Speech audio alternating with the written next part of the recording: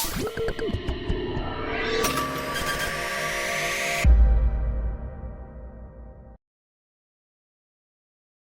was that one place I always thought about, and I just wanted to be there with you. The place that no eye has ever seen, the place that no heart has ever perceived. I had a great feeling inside of me.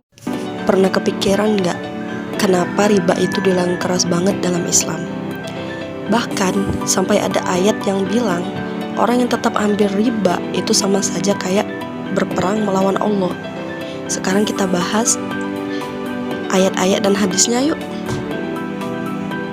Jadi, apa itu riba? Riba itu adalah tambahan yang diambil dalam transaksi, biasanya utang tanpa alasan yang dibenarkan oleh syariat. Contoh, seorang minjem 1 juta, maka harus balikinnya 1 juta plus bunganya. Nah, tambahan itu disebut dengan riba. Selanjutnya kita akan bahas ayat Al-Quran tentang riba. Yang pertama itu Quran Surah Al-Baqarah ayat 275.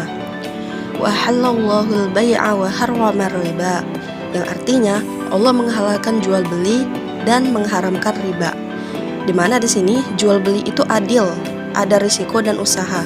Sedangkan riba itu mengambil keuntungan tanpa kerja. Makanya riba itu dilarang.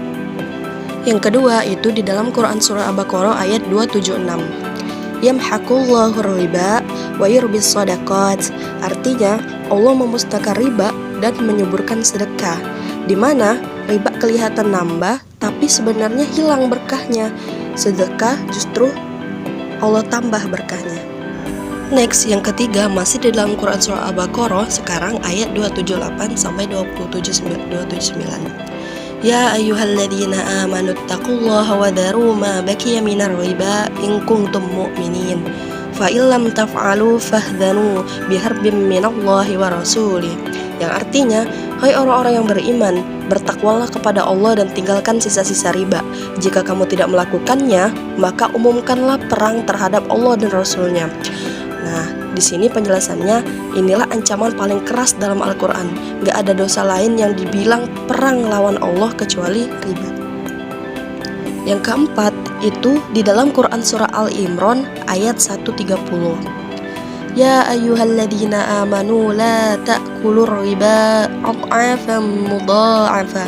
Yang artinya, hai orang-orang beriman, janganlah kamu memakan riba yang berlipat ganda.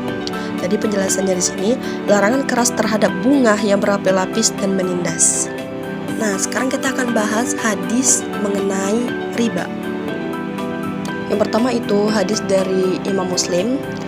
Ar-riba thalathun wa sab'una babun aisarusa mithlu ayyankihar rajulu ummah. Yang artinya, riba itu memiliki 73 pintu. Yang paling ringan seperti seseorang menzinai ibunya. Nah, ini penegasan betapa beratnya dosa orang yang terlibat riba. Yang kedua itu masih dari Imam Muslim. La'ana Rasulullahi akilar riba wa mukilahu wa katibahu wa syahidai. Yang artinya Rasulullah melaknat pemakan riba, pemberi riba, pencatatnya, dan 2 saksinya. Nah, di sini bukan hanya pelakunya, semua yang terlibat juga kena dosa riba.